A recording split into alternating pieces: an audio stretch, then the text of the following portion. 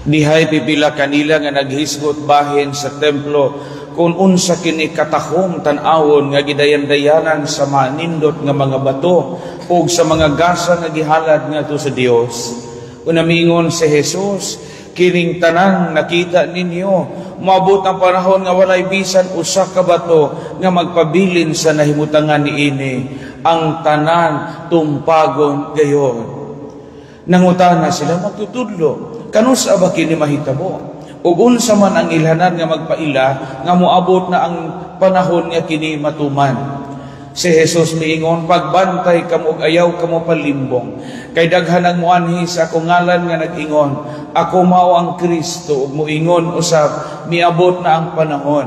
Apan ayaw sila tuuhi. Ayaw kamo kahadlo kung makadungog kamo mga gubat o mga kagubot, kay kining mga butanga kinahanglan nga mahitabo gayon pag-una, apan wala kini magpasabot nga duol na ang katapusan.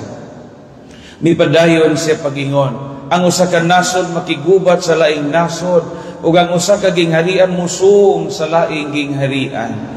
Mahitabuon niya ang makalilisa nga mga lino, gutom, kamatay sa tanang dapit. Ingon man ang makahadlok nga mga butang o mga dagkog ilhanan gikan sa langit. Apan sa dili pa mahitabo kining mga butanga, dakpon kamo og lutuson, taralon kamo ngadto sa mga sinaguga o bilangguan, ug dadon kamo atubangan sa mga hari o sa mga punuan tungod kanako. Maunya kini ang higayon nga makasangyaw kamo sa maayong balita.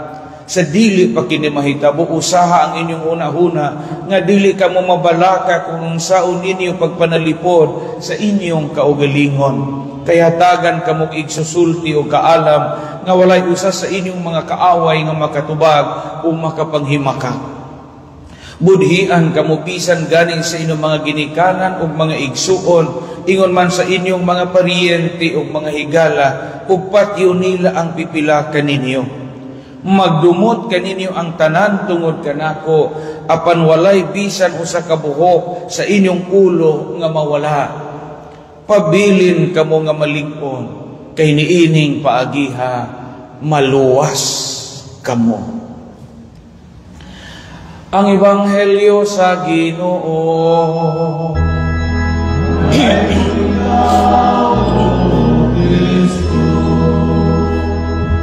Kaninyong tanan, good morning.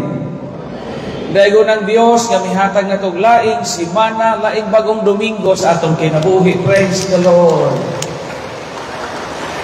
Niya karong Domingo ha o karong simana ha, ni akitay mga bisita.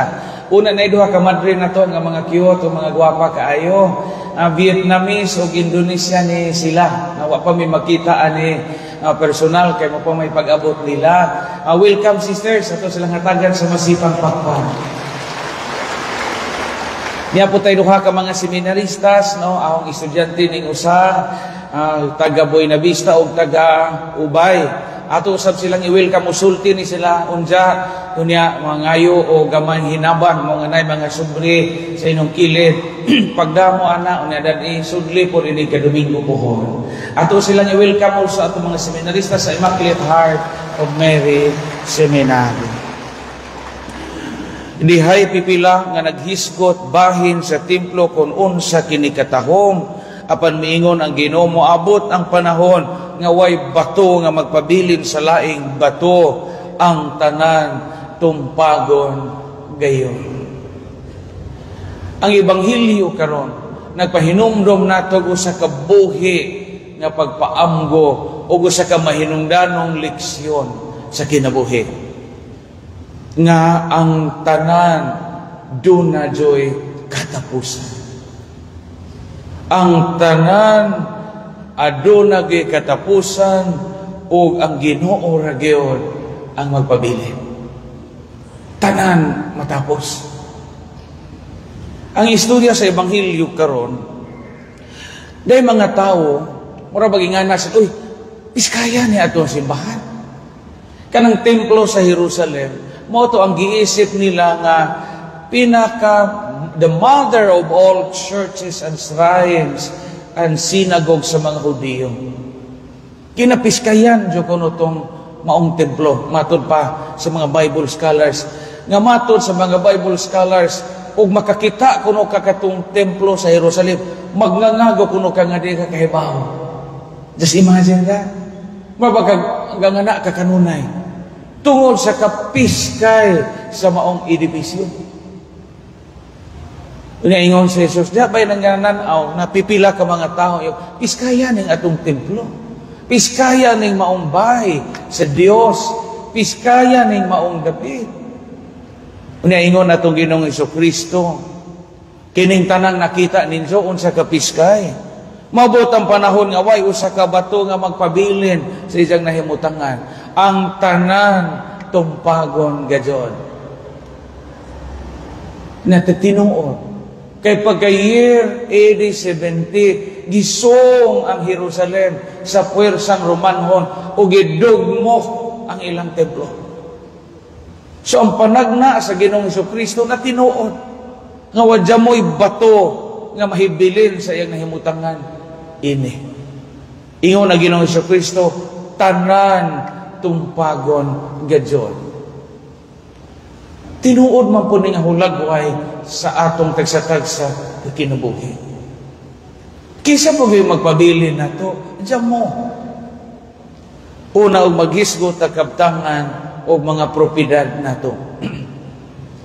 O magsuroy-suroy ta sa mga karaang mga lungsod, apil na ning ato, karaang mga poblasyon, bisan asa din sa Pilipinas, o sa gawa sa nasod, makakita tag karaan o dagkong mga bahay, nga dyan muna na modyo. Mga karaang bahay nga kaniadto, sentro sa mga celebrations. Mga karaang bahay nga kaniadto, tingali ang ubang mga pobre, di makataak. Kay sa ilang panahon, o muadto ta sa ilang mga bahay, sundon po tag map, o trapo, kadalakang nato. Sa may nahibilin, karon limbazan na lamang. Ang kaniadto nga bahay nga dako, 3 andanas, 2 andanas, dago galigi, sana magnamudyo kaniadto aning bayan. Diyan muna nga minteryo na tanan. Usahay gani ang karaang mga bahay karon, gihimo na lamang taguanan sa mga ades-ades aron adto magsudyo. Diyan mo jay magpabili nato bay. Diyan mo. Usahay og askil pata og kanang kusgan pata, mura tag mabulit sa tong kaugalingong gahom. Kay murag o ang atong pirma o mo pirma ta mausob ang dagan sa kalibutan, ingana tagagamhanan. Og askil pata, usahay ang tao di maduol kay lagi halangdon. Lisod pangitaon sa opisina, una di managad. Di mo tingog o di kamao mo abi-abi. Okay baw mo o di ta managad, maso pay managad so tarong buhi pata. Kay moabot ang panahon nga di na ta patingugon sa Ginoo. Tanawa mga to tagmenteryo, nabay mo tagad nato. Diyan mo na panagad jud mo daan samtang makaistorya pa kita. Kay wadya mo joy magpabilin nato. Sa dito po ko sa tagbilaran, daghang kong nailhan ang mga tao na kaniadto mangurog ug lisod kaadyo i-approach. Mga pare sa una sa seminarista pa mi, mga pare sa una nga nahibaw-an ang mga alabihan istriktuhan. Masipyat ka gamay sa electric pan, pakngan imong kamon. Masipyat ka gamay og tuno og ustiyas, pakngan imong kamon kay kinat sila lagi. Pila ka tuig nga bawaan na lang naho nga maong mga pare nga mga istrikto kaayo tuan na sa among retirement house ug di na maputo ang luwa gikan sa ilang dila padong sa sahog. Unang maligo na nagkaugalingong ihi ug mamuno ug igi diha sa ilang lamisa. Painumdum ni nato ang Ebanghelyo karon, diyan mo joy magpabilin. Ingon atong Ginoong Jesucristo, ang tanan lumpagon gayod.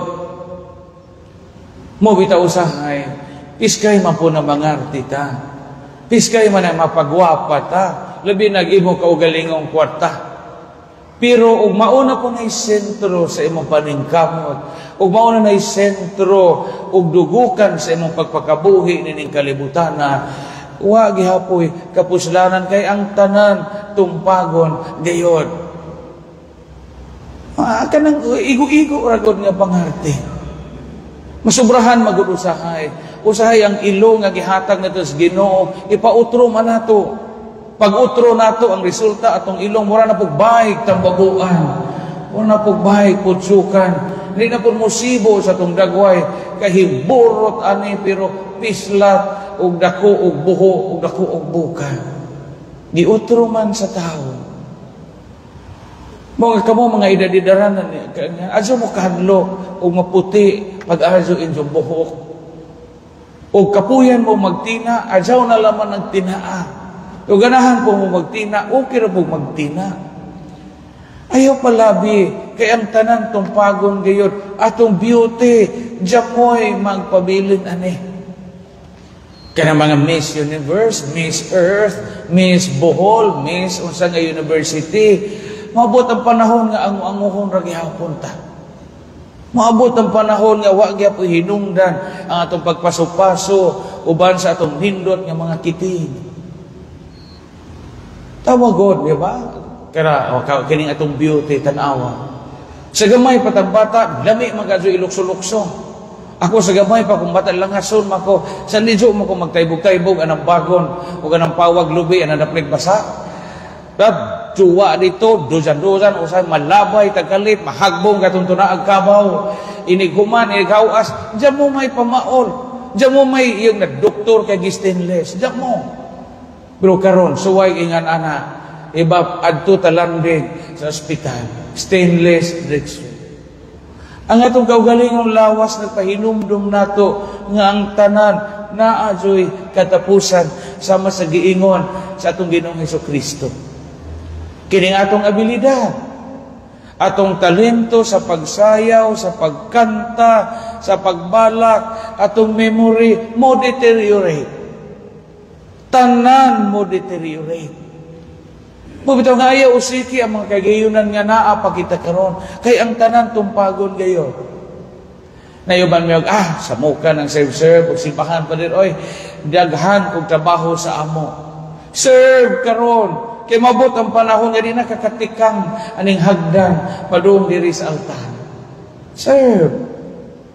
Ug naa kay kahigayunan nga makasilbi sa baryo, inig-retire nimo, inighuman sa imong pagpanarbaho, serve. Serve as barangay kagawad, serve as barangay tanod, serve as katikista, serve as sakop sa PPC o PFC or chapel official. Kay moabot ang panahon nga panghipuson tang tanan. Ug lain ang magabuot sa atong kinabuhi. Ang tanan tumpagon gayon. Usahay bitaw malipat kita nining maong panguna-una. Kay parihas sa mga tawo nga niya sa templo karon, ingon sila piskaya ang atong simbahan. Ingon na Ginoong Hesukristo, bisag unsa ka piskay na tanan tumpagon gayon. Ang tao sa makadaghang higayon makalimot niini. Kaya ang tao manggod mangita matag sense of stability sa itong pagpuyo sa kalibutan. Tanawa bitaw, ug naay linog, ug naay baha, ug naay lunog. Ako dito man ko sa Cebu karon si Manaha, kay gipa misa ko dito sa San Remigio, sa Kapilinha sa Fatima. Nakakita, nakalabay jud ko sa mga dapit nga naigog baha nga katong mga sakyanan mura ra bitog duaan nga gipatong gapatong-patong na inay sakyanan na balintong to ay Fortuner nga natikangkang to ay expander nga hinglubog atong taliwaan sa basak to apoy avansa nga hing sud atong ang simud to atong ilawom atong imbornal atong flood control nga nawangwang makaingon kita o naa jud ay katapusan ang tanan. Unya, muna na itong pasinaw, bitaw sa itong sakyanan, muna na itong back to zero washing, yan na bitaw. Una, di ta magpatunom, di ta magpasakay, o makalabay ta sa itong mga tiguang, gikurikong, gipangagod, di ta pasakay, o mga iyaan, nga bahog ilo, kay masakan ta, kay maulagi sinaw ni hon sakyanan, Father, kanya atong kulatahon og nailangaw nga mutakong sa side mirror, mga lamok atong bunawan kay lagi matandog butanini kay sakyanan na ba gibukutan na mas driver aning likod sa grahe. Pero makahuna-huna ta ni ana. Muna na tong amping inig-abot sa katalagman, tubig ray ang katapat. Ug matuali ug malimbuwad na kini sa usa ka gutlo nga pag-awas sa baha sa suba. Tanan jud na ay katapusan. Mga pahimusli ang mga panahon nga wa pa matapos. Ingon bitaw Ginoong Hesukristo karon, pabilin kamong lig-on kay niining paagiha maluwas kamo. Kita nga ligon-ligon, papabilin nga ligon. Ligon sa pagtuo, ligon sa lawas, ligon sa kusog, o ligon sa espiritu. Amen? Pabilin nga ligon, kay naa pa tay kaligon. Maabot ang panahon nga wa na tay kaligon.